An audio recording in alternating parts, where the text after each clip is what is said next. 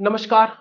आशा करता हूँ आप सभी अच्छे होंगे और आपका जो भी टारगेट है उसके लिए तैयारी कर रहे होंगे। अगर आप इस चैनल पर पहली बार आए हैं तो इस वीडियो को लाइक कीजिए और चैनल को सब्सक्राइब कीजिए और हमें सपोर्ट कीजिए। तो मैं आज फिर से हाजिर हूँ आपके सामने एक नई ट्रिक लेकर।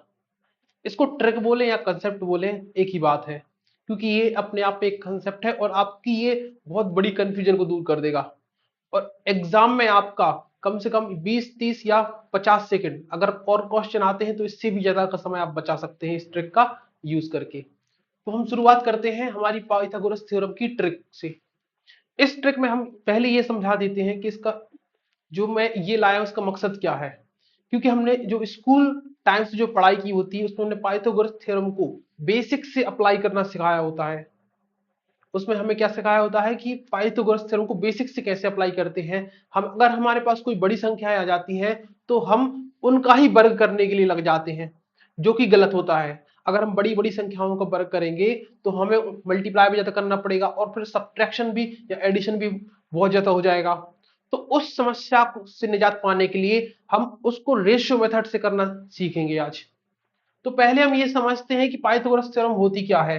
जिन्हें नहीं पता, तो अगर कोई ट्राइंगल सो अगर जो ट्राइंगल्स होते हैं वो बहुत सारे प्रकार के होते हैं। उनमें से ही एक खास टाइप का ट्राइंगल है जिसे हम बोलते हैं समकोण त्रिभुज या राइट एंगल ट्राइंगल।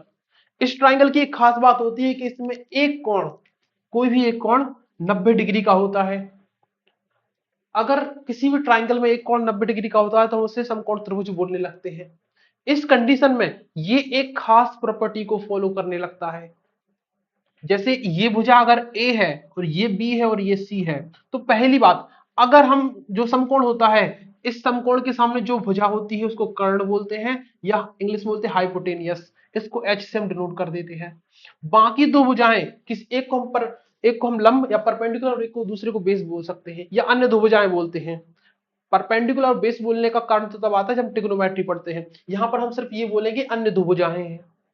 तो अगर कोई समकोण त्रिभुज है तो वो एक खास प्रॉपर्टी को फॉलो करेगा, जिसके अनुसार जो कर्ण है या जो हाइपोटेनस है इसका स्क्वायर अदर दो साइड्स होती है उनके स्क्वायर के सम की इक्वल होता है। मतलब B square plus C square. इस सबसे बड़ी भुजा का वर्ग अन्य जो भुजाएं हैं, इन सॉरी यहां पर सी है, अन्य जो भुजाएं हैं इनके वर्गों के योग के बराबर होता है। ये हमारी क्या है, पाइथागोरस थ्योरम। अब ये जो थ्योरम है, अगर ऐसी जरूर नहीं मतलब हर जो ये नंबर्स है यहाँ पर कुछ नंबर होंगे, अलग अलग नंबर इसको सेटिस्फाई कर सकते हैं, लेकिन कुछ नंबर डेसिमल में भी जा सकते हैं। तो उन डेसिमल से बचने के लिए कुछ पूर्णांक संख्याएं होती हैं जो कि पाइथागोरस थ्योरम को सेटिस्फाई करती हैं। और पूर्णांक होने के लिए अगर वो संख्याएं पूर्णांक है तो उनको एक खास नाम दे देते हैं जिनको हम बोलते हैं पाइथागोरन ट्रिपेट। ये जो संख्याएं हैं, अगर हम इन संख्याओं से, देखो इनमें जो सबसे बड़ी संख्या है उसको अगर हम कर्ण बना के त्रिभुज बनाते हैं तो वो हमेशा पाइथागोरस थ्योरम को सेटिस्फाई करेगा। और इसमें जो भी भुजाएं हैं वो हमेशा एक पूर्णांक संख्या के रूप में रहेंगी। जैसे अगर हम यहाँ पर देखते हैं, ये लिखा 3 4 5, तो यहाँ पर जो सबसे बड़ी भुजा है इसको अगर हम कर्ण बना दें वो बाकी दो भुजाओं को यहाँ पर नाम दे दें 3 और 4, ये हमने दे दी। अगर हम देखें तो 5 का वर्ग होता है 25, 3 का वर्ग 9, 4 का वर्ग 16, और अगर हम 16 और 9 के वर्ग को ऐड करते हैं तो 16 और 9 को ऐड करते हैं तो 25 आता है, जो कि इस भुजा का वर्ग है। तो ये जो नंबर लिखे हैं ये क्या करते हैं, हमें इस पाइथागोरस थ्योरम को सेटिस्फाई करते हैं, इसलिए हम क्या बोलते हैं इनको, पाइथागोरन ट्रिपलेट। यहां पर देखें तो 13 का स्क्वायर 169, 12 का स्क्वायर 144, 5 का स्क्वायर 25। देखो अगर हम इनको ऐड करते हैं क्या, ये कितना होता है 9, यहां पर 4 + 2 6, और यहां पर 1। ये देखिए आप, इन दोनों मतलब कि इन दोनों संख्याओं का वर्ग का योगफल इस तीसरी संख्या के वर्ग के बराबर है। मतलब कि ये क्या कर रहा है, पाइथागोरस थ्योरम को सेटिस्फाई कर रहा है। अगर हम इन वैल्यूज को लेकर एक ट्राइंगल बनाते हैं तो वो पाइथागोरस थ्योरम को सेटिस्फाई करेगा और वो क्या हो जाएगा, एक हमारा समकोण त्रिभुज या राइट एंगल ट्राइंगल। तो कुछ ये पाइथागोरन इंटरप्रेट लिखी हैं, इनको आप चाहें तो याद कर सकते हैं। अगर आपको ये याद रहेंगी तो आप जो भी ट्राइंगल में जो साइड्स निकालने का काम है बहुत आसानी से कर सकते हैं, बहुत जल्दी कर सकते हैं। आपको बार बार ये वर्क करने की आवश्यकता नहीं होगी। या फिर छोटी छोटी संख्याओं को वर्ग करने का चेक करने की आवश्यकता नहीं होगी। तो मैं कुछ पढ़ के बता दूं आपको। 3 4 5 ये पाइथागोरस ट्रिपलेट होती है। 5 12 13 ये पाइथागोरस ट्रिपलेट होती है। 7 24 25 12 35 37 20 21 29 11 60 61 9 40 41। आपको वर्ग याद हो 40 41 का वर्ग कितना होता है 1681। 40 का कितना होता है 1600। 9 का कितना होता है 81। अगर हम 1600 और 81 ऐड करते तो 1681 आता है। मतलब इन दो संख्याओं का वर्ग इस का योगफल इस संख्या के वर्ग के बराबर आता है। तो ये क्या है हमारी पाइथागोरस ट्रिपलेट है। तो ये हमें याद होनी चाहिए। और ये पाइथागोरस ट्रिपलेट सिर्फ इतनी नहीं होती, ये मैंने कुछ खास छांट छांट कर लिखी है यहाँ पर। अगर आप इसके बाद भी बहुत सारी ट्रिपलेट होती हैं, लेकिन इन ट्रिपलेट्स का सबसे ज्यादा यूज होता है। अगर आप कोई भी क्वेश्चन उठाएंगे तो 95% क्वेश्चन सिर्फ इन्हीं ट्रिपलेट से बने होते हैं। अब हम देखते हैं कि हम जो जो मुद्दे की बात है पाइथागोरस थ्योरम को कैसे अप्लाई करना है बिना बेसिक्स का यूज किए, वो हम देखते हैं। हमें क्या करना है यहाँ पर सिर्फ रेशियो का इस्तेमाल करना है। जैसे मान के चलो यहां पर हम एक क्वेश्चन भी ले लेते हैं। ये जो क्वेश्चन है ये ठीक है, फर्स्ट वाला ट्राइंगल। अगर हम इसमें देखें और अगर हम आपको ये क्वेश्चन करने दे दे और पूछे कि इसकी थर्ड साइड बताओ क्या है, तो आप क्या करेंगे 80 का स्क्वायर करेंगे 60 का स्क्वायर करेंगे, दोनों को ऐड करेंगे और फिर इसका स्क्वायर रूट लेंगे। आप क्या करेंगे 80 का स्क्वायर करेंगे प्लस 60 का स्क्वायर करेंगे, क्योंकि ये क्या होगा एच स्क्वायर के इक्वल होगा, और फिर स्क्वायर को उस तरफ ट्रांसफर करेंगे तो ये रूट हो जाएगा। 80 का स्क्वायर कितना 64 00, 60 का स्क्वायर 36 00, यहाँ पर 1 2, यहाँ पर 6 10, यहाँ पर भी 10, ये हो जाएगा 10,000 और इसका स्क्वायर रूट कितना आ जाएगा 100। ये अगर हम देखें तो 2 जीरो को अलग करते हैं तो ये 100 आ जाएगा। लेकिन हमें क्या इस प्रकार से करने की जरूरत थी, हम इसको डायरेक्ट नहीं कर सकते थे क्या? तो हम देखते हैं अगर हम यहां पर पहले हम समझे कि देखो अगर ऐसा होता है कि A square is equal to B square plus C square, ये किसका रूप है ये पाइथागोरस थ्योरम का रूप है। यहां पर कोई भी कांस्टेंट नहीं है, प्लस में 5 6 7 ऐसा कुछ भी नहीं है। मतलब हम चाहें तो ए बी सी का रेशियो भी ले सकते हैं, ए बी सी को समान नंबर से काट भी सकते हैं, समान नंबर से उसमें गुणा भी कर सकते हैं। क्योंकि अगर हमारे पास लिखा है x is equal to y, अगर 2 का मल्टीप्लाई कर तो भी कुछ नहीं है, अगर यहाँ पर z लिखा होता तो 2z हो जाता, अगर यहाँ पे 5 सब में डिवाइड कर दे तो डिवाइड भी कर सकते हैं। तो मतलब इक्वेशन में यहाँ पर कोई कांस्टेंट नहीं है। हम चाहे तो इन तीनों संख्याओं में कुछ से भी डिवाइड कर दे, कुछ से भी मल्टी, मतलब इन तीनों का हम रेशियो ले सकते हैं। तो अगर हम यहाँ पर पहले से देखते यहां पर 60 है यहां पर 80 है, ये दोनों संख्याएं किससे डिविजिबल है, तो आप बोलोगे सर ये 20 से डिविजिबल है। अगर हम 20 से डिवाइड कर दें तो यहां पर संख्याएं क्या बचेंगी, देखो यहां पर ये ट्राइंगल सॉरी ये 3 बचेगा और ये 4 बचेगा, और हम जानते हैं कि 3 4 5 हमारा क्या होता है राइट एंगल ट्राइंगल, मतलब ये भुजा कितनी होगी 5 होगी। अब हमने क्या किया था देखो 20 को यहां से बाहर निकाला था, तो हमें क्या करना पड़ेगा 20 को यहां मल्टीप्लाई करना पड़ेगा। तो 20 का मल्टीप्लाई 5 में करेंगे तो यहां पर कितना हो जाएगा 100। ये हमारी क्या आ गई उसकी साइड आ गई। तो हमने कितनी आसानी से देखो यहां पर बड़ी बड़ी संख्याओं को वर्ग भी नहीं किया और हमने आसानी से यहां पर थर्ड साइड निकाल ली। अगर हम यहां पर देखें यहां पर ये ट्राइंगल देखें ये किससे डिविजन, ये संख्याएं किससे कट सकती हैं, तो आप बोलोगे सर ये 3 से तो कट ही सकते, अगर 3 से काटें देखो यहां पर हम लिख देते कि हमने किससे डिवाइड किया है। जब हम किसी संख्या से यहां पर डिवाइड करेंगे और उसको फिर सॉल्व करेंगे उसके बाद जो आंसर आएगा हमें वापस उसमें 3 से मल्टीप्लाई करना पड़ेगा, क्योंकि हम रेशियो में जिस चीज से डिवाइड करते हैं हम वापस उसी चीज मल्टीप्लाई करना पड़ता है। अगर हम 3 से डिवाइड करेंगे तो ये कितनी हो जाएगी, ये हो जाएगा 20 और ये हो जाएगा 21। 20 और 21, तो अगर आपको याद हो यहां पर भी लिखा है तो 20 21 और 29 क्या होता है पाइथागोरस ट्रिपलेट होता है। लेकिन अगर हमने यहां से 3 से डिवाइड किया था इस 21 में 3 से मल्टीप्लाई करना पड़ेगा, तो 21 का 3 से मल्टीप्लाई करेंगे तो ये हो जाएगा 87। हमने कितने जल्दी इसकी थर्ड साइड निकाली। अगर हम इसको बेसिक से करते तो हमें 60 का स्क्वायर करना पड़ता, 63 का स्क्वायर करना पड़ता, 63 का स्क्वायर तो आपको याद नहीं होगा उसको मल्टीप्लाई करना पड़ता, लेकिन हमने रेशियो लेकर कितनी आसानी से कर दिया। नेक्स्ट क्वेश्चन पर आते हैं। हम यहां पर देखें तो हमें क्या करना है, यहां से क्रॉस करना है।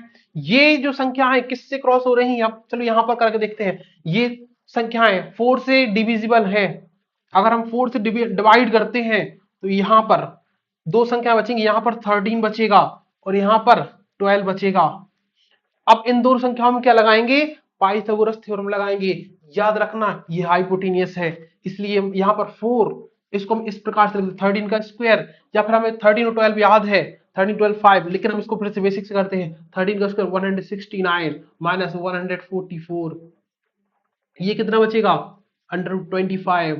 25 क्या होता है, 5 का अंडर रूट 5, तो ये कितना हो जाएगा, 5 4 जा 20, तो यहाँ पर जो साइड आएगी वो कितनी हो जाएगी, 20 हो जाएगी। इस प्रकार से हम कर सकते हैं। अगर हम इसको भी 6 करते 52 का स्क्वायर करना पड़ता, 42 48 का स्क्वायर करना पड़ता, ये टफ हो जाता। हम हमेशा क्या करेंगे, अब रेशियो का इस्तेमाल करेंगे। जैसे हम यहाँ पर देखें, ये अच्छा ट्राइंगल है, यहाँ पर बड़े नंबर है। अगर आप इसको बेसिक से करने बैठेंगे तो आपको 15 मिनट चाहिए इस क्वेश्चन को करने के लिए। यहाँ पर देखते हैं ये किससे डिविजिबल है, ये तो 915 900। अगर आपको डायरेक्ट काटते नहीं मतलब आप बेसिक से भी काट सकते, पहले 5 से काटें, तो 5 से डिवाइड करते हैं, ये कितना बचेगा, 5 1 जा 5, यहाँ पर 4, 5 8 जा 40, 1 5 3 जा 15। यहाँ पर देखते 5 से करते 5, 5 1 जा 5, 5 8 जा 40, 0। अब ये किससे डिविजिबल है, 3 से डिविजिबल है, यस 3 से डिविजिबल है। 3 से और कर देते डिवाइड, 3 6 जा 18, 3 1 जा 3, 3 6 जा 18, 3 0 0। ये हमने कुल कितने से डिवाइड किया है, 5 और 3, तो 5 और 3 से हमें मल्टीप्लाई करना पड़ता है, 15 से मल्टीप्लाई करना पड़ेगा जो भी आंसर आएगा इसका। तो 15 यहाँ पर अंडर रूट 6। देखो अब यहाँ पर मैंने क्या बोला कि आपको ट्रिपलेट याद होनी चाहिए। अगर देखो ये सब 9, ये जो भुजा थी ये कर्ण थी, हाइपोटेनस सबसे बड़ी भुजा थी, मतलब ये हाइपोटेनियस थी। इससे रिलेटेड कोई ट्रिपलेट है, बिल्कुल है हमारे पास। ये एक ट्रिपलेट है 61 60 11। अगर किसी ट्राइंगल का हाइपोटेन्यूज 61 है और अदर एक साइड 60 है, तो थर्ड साइड क्या हो जाएगी 11, मतलब इसकी जो भी साइड होगी वो क्या होगी 11। तो इसका आंसर कितना आएगा 165। ये मतलब ये साइड कितनी हो जाएगी 165। ठीक है, तो इस प्रकार से आप बहुत आसानी से देखो, अगर हम इनका स्क्वायर करने बैठते तो आपको सोच सकते हैं 915 का स्क्वायर कितना होता, फिर उसके स्क्वायर से 900 का स्क्वायर माइनस करते, फिर हम स्क्वायर रूट करते, तो कितनी झंझट यहाँ पर हो जाती। अगर हम रेशियो का इस्तेमाल करते हैं छोटी छोटी चीजों में भी, तो हम बहुत फास्ट तरीके से कर सकते हैं, अपनी मैथ्स को बहुत मजबूत कर सकते हैं। जल्दी फास्ट, आप इस ट्राइंगल को देखें तो 116 और 80, आप बताइए किससे डिविजिबल है। तो यहां पर हम देख सकते हैं ये 4 से डिविजिबल है। अगर हम 4 से इसको काटते हैं तो ये कितना टाइम जाएगा, हम जानते हैं 29 4 जा, ये 29 हो जाएगा, ये 20 हो जाएगा, तो 29 और 20 कोई ट्रिपलेट है, बिल्कुल है। यहाँ पर ये है 29 और 20, तो थर्ड साइड क्या होगी 29 और 20, तो थर्ड साइड 21 होगी, तो यहाँ पर 21 आएगा। लेकिन हमने यहाँ पर देखो 4 से डिवाइड किया था, तो यहाँ 4 से मल्टीप्लाई करना पड़ेगा, 21 4 जा 84, ये साइड कितनी हो जाएगी हमारी 84 हो जाएगी। बिल्कुल आसान तरीके से अगर हम रेशियो लेते हैं तो बिल्कुल आसान तरीके से हमारा जो थर्ड साइड है वो हम निकाल सकते हैं। बस ध्यान ये रखना है कि हमने जिस चीज से डिवाइड किया है हमें वापस उसी चीज से मल्टीप्लाई करना पड़ेगा जब हमारी थर्ड साइड आ जाती है। तो ये वाला आपके लिए होमवर्क में है, आप इसको सॉल्व करें, इसका आंसर कमेंट बॉक्स में बताएं। इसको फिर इसको करके देखते हैं। देखो ये किसी से क्रॉस तो हो नहीं रहा है, 40 या कैंसिल आउट तो हो नहीं रहा, 40 और 9 कोई कॉमन नहीं है, हम इसको काट भी नहीं सकते, तो यहां हमें बेसिक से करना पड़ेगा। जरूरी नहीं कि हम देखो ये जो हमने ट्रिक बताई है हमेशा नहीं, आपको इसी प्रकार से कभी 1% चांस है कि आपको अलग ही मिल जाएगा, आपको उसके लिए भी तैयार रहना है। इसमें हम देखें तो 40 का स्क्वायर 1600, 9 का स्क्वायर 81। अब हमें यहां पर ये माइनस करना पड़ेगा, तो ये जो थर्ड साइड है कितना आएगा 1519, ये हमारा कितना हो जाएगा 1519, तो ये साइड हो जाएगी हमारी स्क्वायर रूट ऑफ 1519।